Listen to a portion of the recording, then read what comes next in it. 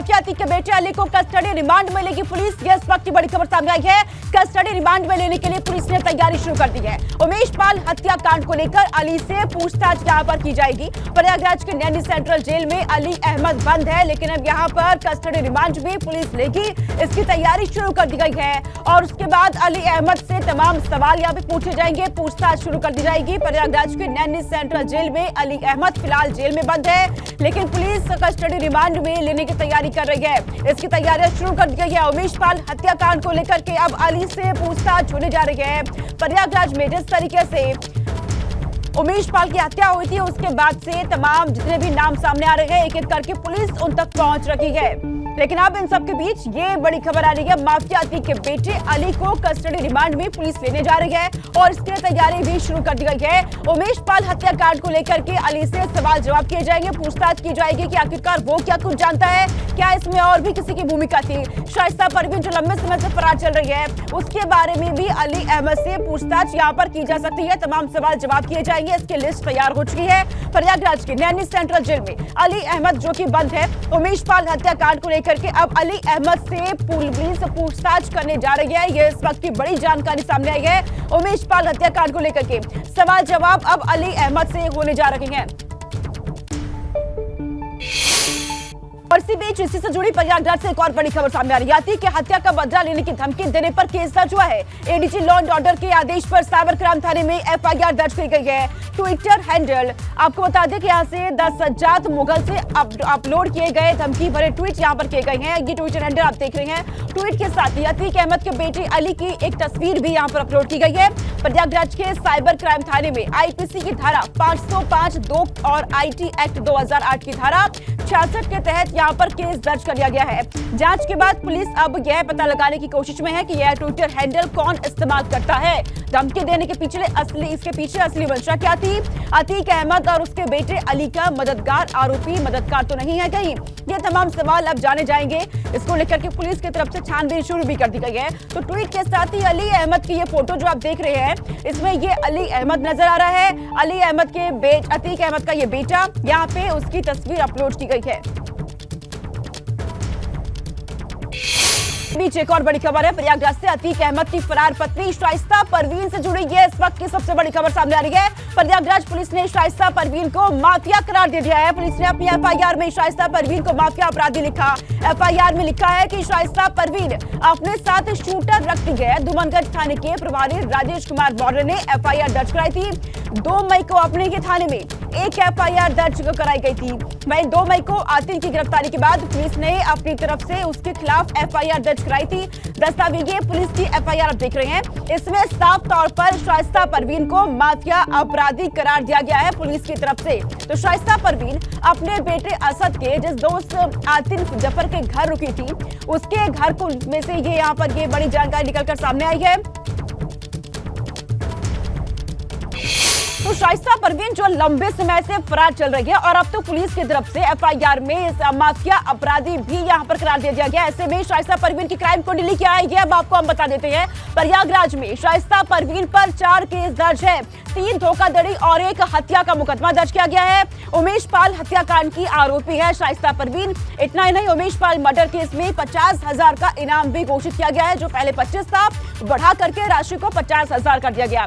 2009 में Karnalganj police station में मामला दर्ज होता है, केस दर्ज होता है और उसके बाद 2009 में ही आईपीसी की धारा 420, 467 और 468 के तहत यहाँ पर शाइस्ता परवीन पर केस दर्ज हुआ है। 2009 में आर्म्स एक्ट की धारा 30 के तहत भी यहाँ मुकदमा दर्ज होता है। गन लाइसेंस या फिर नियम उल्लंघन का भी आरोप शाइस्ता परवीन पर लगा हुआ है। 2000 बात की जाए जाली दस्तावेज इस्तेमाल का केस भी यहाँ पे लगा है। दरअसल शाइस्ता परवीन पर जाली दस्तावेजों के इस्तेमाल का केस भी है। अतीक गैंग में शाइस्ता परवीन गॉडफादर मानी जा रही है। अतीक की पत्नी शाइस्ता अब माफिया घोषित कर दी गई है। तो अतीक अहमद की पत्नी शाइस्ता परवीन को अब माफिया घोषित कर दिया गया है। पुलिस ने अपनी एफआईआर में इस बात को लिखा है।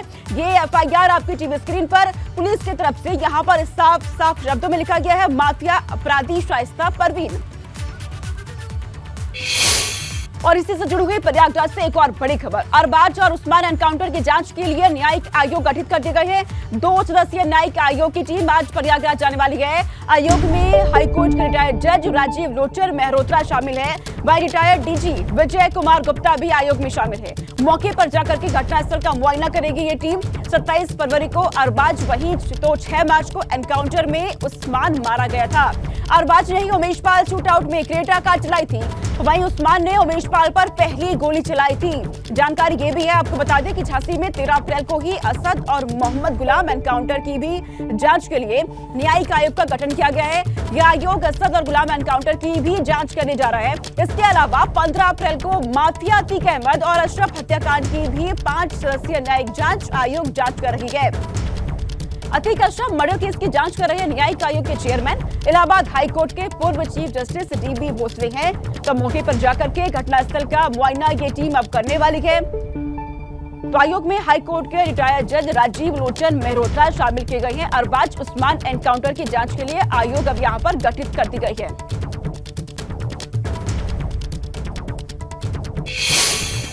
और इस बीच उमेश हत्याकांड में आरोपी गुड्डू मुस्लिम से जुड़ी बड़ी खबर सामने आ रही है। उमेश पाल की हत्या के बाद कौशांबी में गुड्डू मुस्लिम रुका हुआ था।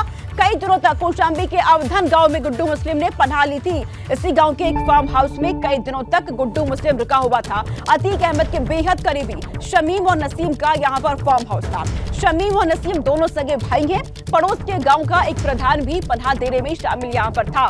इसी जगह पर राज्यपाल मर्डर केस के 18 सालों तक फरार आरोपी अब्दुल कवी ने गुड्डू मुस्लिम को असलहा मुहैया भी कराया था। वही बाद में पुलिस और पीएससी ने यहां छापेमारी की थी। हालांकि पुलिस की छापेमारी से पहले ही गुड्डू मुस्लिम यहां से भाग गया था। पुलिस की छापेमारी के बाद से फार्म हाउस के मालिक शमीम और नसीम भी लगातार फरार है। इनकी भी तलाशी में पुलिस यहां जुटी हुई है। पुलिस लगातार इनकी तलाशी कर रही है। कौशांबी जिले के पिपरी थाना क्षेत्र में अवधन गांव है। जानकारी मिल रही है कि यहीं पर गुड्डू मुस्लिम छिपा हुआ था। अतीक अहमद के बेहद करीबी शमीम और नसीम का ये फार्म हाउस है। और आरोप ये भी है कि खबर ये भी है कि पड़ोस के गांव का प्रधान भी इसमें शामिल था गुड्डू मुस्लिम को यहां पर पनाह देने में। उमेश की हत्या के बाद कौशांबी में ही गुड्डू मुस्लिम रुका हुआ था, जिसे पुलिस अलग अलग जगह पे लगातार तलाश कर रही है। इस बीच एक और बड़ी खबर सामने आ रही है गाजियाबाद से। गाजियाबाद के एलिवेटेड रोड पर बर्थडे पार्टी का जश्न मनाया गया। दिल्ली से आकर के युवकों ने यहाँ पर जश्न मनाया है। बर्थडे का जश्न मनाते हुए वीडियो वायरल हुआ है। पुलिस ने 7 युवकों को इस मामले में गिरफ्तार यहाँ पे कर लिया है। तो गाजियाबाद के एलिवेटेड रोड पर बर्थडे पार्टी को सेलिब्रेट यहाँ पे किया जा रहा है। सेलिब्रेशन में दिल्ली से युवक पहुंचे हुए थे और यहाँ पर आप देखेंगे तो बीच रोड पर किस तरीके से बर्थडे पार्टी को यहाँ पर सेलिब्रेट किया जा रहा है, जश्न मनाया जा रहा है। ऐसे में वीडियो वायरल होने के बाद पुलिस की तरफ से एक्शन लिया गया। 7 युवकों को गिरफ्तार कर लिया जो वहां पर उस वक्त मौजूद थे और इस तरीके से यहाँ पर बर्थडे पार्टी मनाई जा रही थी। ये सभी युवक बताए जा रहे हैं दिल्ली से यहाँ पर गाजियाबाद पहुंचे। गाजियाबाद के एलिवेटेड रोड पर बर्थडे पार्टी इनकी तरफ से मनाई गई और यहाँ पर कई युवक नजर आ रहे हैं, जिनमें से 7 को ही गिरफ्तारी यहाँ पर हो चुकी है। तो बर्थडे पार्टी के जश्न का ये वीडियो जमकर वायरल हो रहा है। पुलिस को जैसे ये वीडियो मिलता है, पुलिस को इसकी सूचना मिलती है। पुलिस ने इस वीडियो के आधार पर इन युवकों को तलाशी शुरू की और 7 युवक को गिरफ्तार भी कर लिया इस मामले में। एक और बड़ी खबर आ रही है। गाजियाबाद में राजनगर एक्सटेंशन का वीडियो वायरल हो रहा है। कार के दरवाजों पर लटककर रील बना रहे हैं इसमें युवक। गाजियाबाद के थाना नंदग्राम क्षेत्र का ये मामला, जहां कार के दरवाजों पर लटककर रील बनाई जा रही है। ये वीडियो आप देखिए, कार के दोनों तरफ दरवाजे पर लटक करके रील यहाँ पर बना रही है। पीछे जो गाड़ी मौजूद है उसके वहां पर से इस वीडियो को रिकॉर्ड किया गया है, लेकिन खुले तौर पर ट्रैफिक नियमों के धज्जियां ये युवक यहाँ पर उड़ा रहे हैं। प्रशासन का, ट्रैफिक नियमों का कोई यहाँ पर खौफ नहीं इनमें। गाजियाबाद से ये वीडियो सामने आया। राजनगर एक्सटेंशन का ये वीडियो है, जहाँ कार के दरवाजे पर लटक करके रील बना रहे हैं। गाजियाबाद के थाना नंदग्राम क्षेत्र का ये मामला, हालांकि ये पहला मामला नहीं है। ऐसे तमाम वीडियो सामने आते हैं जहां साफ तौर पर दिखता है कि आज तमाम युवा ट्रैफिक नियमों के धज्जियां उड़ा रहे होते हैं। ऐसा ये मामला एक और सामने आया है। अब यहाँ पर कार के दरवाजों पर लटक करके ये युवा रील बना रहे हैं, लेकिन यहाँ ये समझना जरूरी होगा तमाम लोगों को, तमाम युवकों को कि ये आपकी जान को भी जोखिम में डाल रहा है और ये बेहद गलत है। नियमों की धज्जियां यहाँ पर उड़ाई जा रही है। युवकों ने जिस तरीके से नियमों की धज्जियां यहाँ पर उड़ाई है, कोई खौफ नहीं इनमें, ना प्रशासन का खौफ नजर आ रहा है। खुले तौर पर बीच सड़क पर कार को दौड़ाई जा रही है और दोनों युवक यहाँ कार के दोनों तरफ लटके हुए हैं।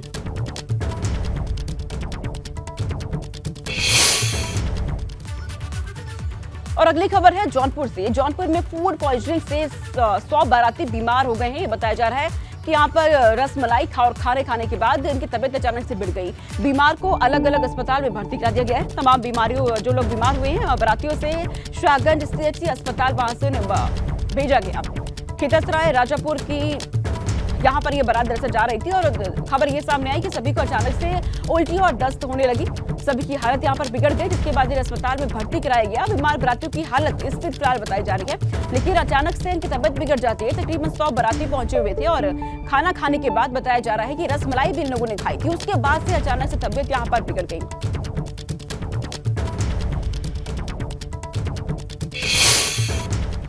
और देखिए इस बीच ऐसा एक मामला बदायूं से भी सामने आ रहा है। बदायूं में फूड पॉइजनिंग से 10 बच्चे यहां पर बीमार हो गए हैं। शादी के मंडप में खाना खा करके ये बच्चे बीमार हुए हैं। बीमार बच्चों को जिला अस्पताल में भर्ती करवा दिया गया है। स्वास्थ्य विभाग ने मौके पर जाकर के खाने के सैंपल लिए हैं। उसहेत थाना क्षेत्र के खेड़ा जलालपुर गांव का ये मामला है, जहां पर बच्चे बीमार हो गए हैं। शादी में पहुंचे हुए थे ये बच्चे, मंडप में खाना खा करके ये बच्चे बीमार हुए हैं। ये जानकारी मिल पा रही है। फूड पॉइजनिंग के शिकार ये 10 बच्चे यहां पर हो गए हैं। अस्पताल में भर्ती इन्हें कराया गया है, जहां पर इनका इलाज फिलहाल जारी है। तो स्वास्थ्य विभाग मौके पर पहुंचा उस जगह पर जहां पर शादी समारोह में खाने का प्रबंधन किया गया था। वहां पर पहुंच करके खाने का सैंपल ले लिया गया है। ये पूरा मामला जलालपुर गांव का है, जहां पर 10 बच्चे फूड पॉइजनिंग के शिकार हो गए हैं। बदायूं से ये खबर है। शादी समारोह में पहुंचे हुए थे, शादी के मंडप में खाना खाया था। उसके बाद से ये बताया गया कि ये बच्चे बीमार हो गए। इन्हें अस्पताल में भर्ती कराया गया। इसकी ये सूचना, इसकी खबर जैसे स्वास्थ्य विभाग को लगती है, मौके पर पहुंचे और खाने का सैंपल लिया है। इस बीच एक और बड़ी खबर, कानपुर ATS को बड़ी कार्रवाई की गई है उनकी तरफ से। झकरकट्टी बस अड्डे से 8 रोहिंग्या गिरफ्तार किए गए हैं। पकड़े गए रोहिंग्या में 3 महिलाएं भी शामिल हैं। सभी पर भारत में अवैध रूप से रहने का आरोप है। रोहिंग्या कानपुर से दिल्ली और फिर जम्मू कश्मीर जाने की फिराक में थे। ATS को कानपुर में बड़ी संख्या में बांग्लादेशियों की जानकारी यहाँ पर मिली थी, जिसके बाद ये बड़ी कार्रवाई यहाँ पर की गई है। 8 रोहिंग्या गिरफ्तार किए गए हैं। पकड़े गए रोहिंग्या में 3 महिलाएं बताई जा रही हैं। सभी पर भारत में अवैध रूप से आने का आरोप है, अवैध रूप से रहने का आरोप लगा है। रोहिंग्या कानपुर से दिल्ली और फिर जम्मू कश्मीर जाने की फिराक में बताई जा रही है, लेकिन ऐसे में STF को यहाँ पर बड़ी सफलता मिली है। 8 रोहिंग्या को गिरफ्तार किया है, 3 इसमें महिलाएं शामिल रही हैं, ये बताया जा रहा है। तो कानपुर ATS की तरफ से ये बड़ी कार्रवाई यहाँ पर की गई है और इन सभी लोगों पर बताया जा रहा है कि भारत में अवैध रूप से रहने का आरोप है। और इस खबर पर रतीश त्रिवेदी मेरे साथ जुड़ चुके हैं, जो कि अधिक जानकारी यहाँ पर देंगे। रतीश, क्योंकि जानकारी मिल रही है कि कानपुर ATS को हालांकि सफलता तो हाथ लगी है, लेकिन रोहिंग्या जो अवैध तरीके से भारत में रह रहे थे, कैसे ये जानकारी मिली पुलिस को? देखिए, ATS के पास लगातार जो इस तरीके की जानकारियां आती रहती हैं, उसी के मद्देनजर इस कार्रवाई को अंजाम दिया गया है। ATS को सटीक सूचना मिली थी कि 8 रोहिंग्या जो बांग्लादेशी के रहने वाले हैं, वो कानपुर के झकरकट्टी बस अड्डे पर कहीं जाने की फिराक में है। उसके बाद उनको वहां से उठाया गया। करीब इन 8 लोगों में 3 महिलाएं भी शामिल हैं। ये सभी भारत में अवैध रूप से रह रहे थे, ऐसा ATS के जो सूत्र हैं वो बता रहे हैं। और इनको लखनऊ में जो थाने में FIR ATS ने करवाई है इस पूरे मामले को लेकर के, इसके बाद इनसे पूछताछ भी की गई है। लेकिन इन ATS का ये भी कहना है कि कानपुर से दिल्ली होते हुए जम्मू कश्मीर इनके जाने की मंशा थी, लेकिन इससे पहले ही उनको घर दबोचा गया है। जी, क्या इसके अलावा भी कुछ जानकारी हाथ लगी है क्या रतीश ATS को? देखिए, फिलहाल ATS ने इनको अपनी गिरफ्त में ले लिया है और एक एक करके इनसे पूछताछ की जाएगी और उसके बाद ही पर्चे खुलेंगे कि आखिरकार इनकी मंशा क्या थी, ये कब से भारत में अवैध रूप से रह रहे थे और बहुत शुक्रिया रतीश तमाम जानकारी हम तक पहुंचाने के लिए। और इस बीच एक और बड़ी खबर है, यमुना प्राधिकरण में 4 करोड़ की जमीन घोटाले की कोशिश की गई है। फर्जी दस्तावेज बना करके पत्रावली यमुना अथॉरिटी में पेश की गई। इसको मामले में लेखपाल, वकील, बैंक मैनेजर पर केस दर्ज कर दिया गया है। राजस्व निरीक्षक नरेश कुमार सिंह की शिकायत पर FIR दर्ज की गई है। यमुना प्राधिकरण की CEO मोनिका रानी ने कार्रवाई की है और कड़ी कार्रवाई यहां पर की गई है। फर्जीवाड़े में शामिल आरोपियों पर कड़ी कार्रवाई यहां पर की गई है। यमुना प्राधिकरण की CEO मोनिका रानी की तरफ से ये बड़ी कार्रवाई यहां पर की गई है। दरअसल यमुना प्राधिकरण में 4 करोड़ की जमीन घोटाले की कोशिश यहां पर की जा रही थी। फर्जी दस्तावेज बनाकर पत्रावली यमुना अथॉरिटी में पेश किया गया। मामले में लेखपाल, वकील, बैंक मैनेजर पर केस दर्ज हो चुका है और बड़ी कार्रवाई यहां पर की गई है। मोनिका रानी की तरफ से फर्जीवाड़े में शामिल सभी आरोपियों पर कड़ी कार्रवाई यहां पर की गई है। तो ये इस वक्त की जानकारी सामने आ रही है कि यमुना प्राधिकरण में 4 करोड़ की जमीन घोटाले की कोशिश यहां पर की जा रही थी। हालांकि इस कोशिश में कामयाब नहीं हो सके ये तमाम आरोपी, क्योंकि उससे पहले ही बड़ी कार्रवाई यहां पर की गई, लेकिन फर्जी दस्तावेज बना करके पत्रावली यमुना अथॉरिटी में पेश की गई थी। मामले में लेखपाल, वकील, बैंक मैनेजर ये सभी शामिल बताए जा रहे हैं और इन सभी पर केस दर्ज कर दिया गया है।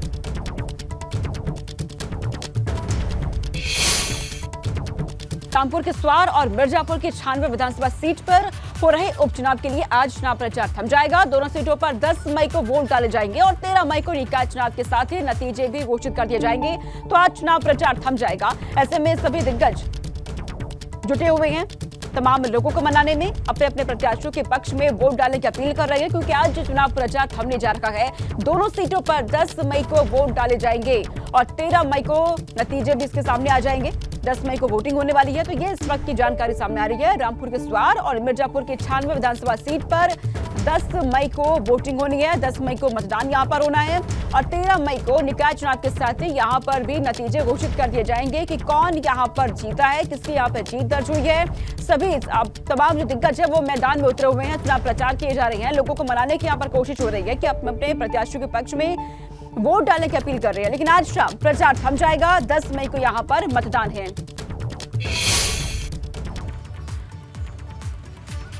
बेशक आज स्वार विधानसभा सीट पर चुनावी प्रचार थम जाएगा, लेकिन आजम खान और भाजपा गठबंधन प्रत्याशी शफीक अहमद अंसारी के बीच जुबानी जंग तेज हो गई है। स्वार की गलियां, स्वार की सड़कें और इसका विकास और बंटने वाला पैसा,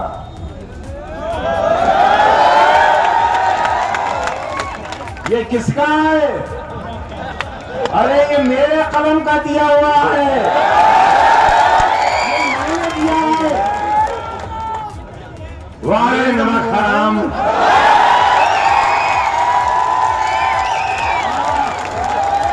अरे बरादरी की नाक कटवा दी। अरे मेरे ही पैसे के मुझ पे बोल रहे हो। वाह वाह, ये है छोटी बिल्ली। देखिए ऐसा है, वो पैसा उनके बाप का नहीं है, वो पैसा गवर्नमेंट ने दिया है, ना कि उन्होंने अपने बाप उन्होंने दिया है। उनके बाप ने मुमताज़ खान ने तो पैसा दिया नहीं मुझे, वो गवर्नमेंट का पैसा था, गवर्नमेंट का पैसा लगाया है।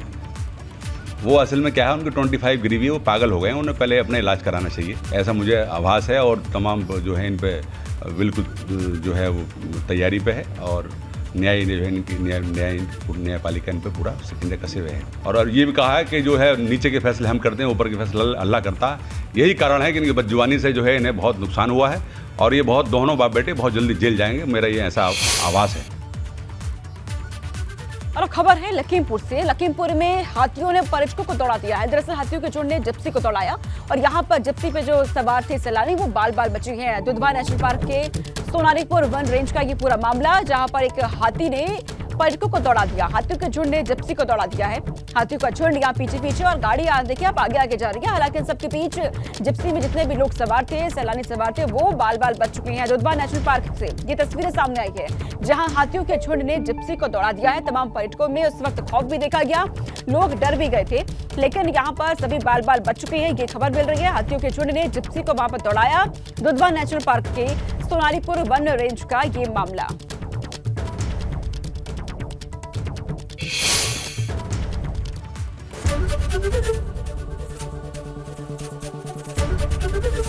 एबीपी गंगा, खबर आपकी, जुबान आपकी।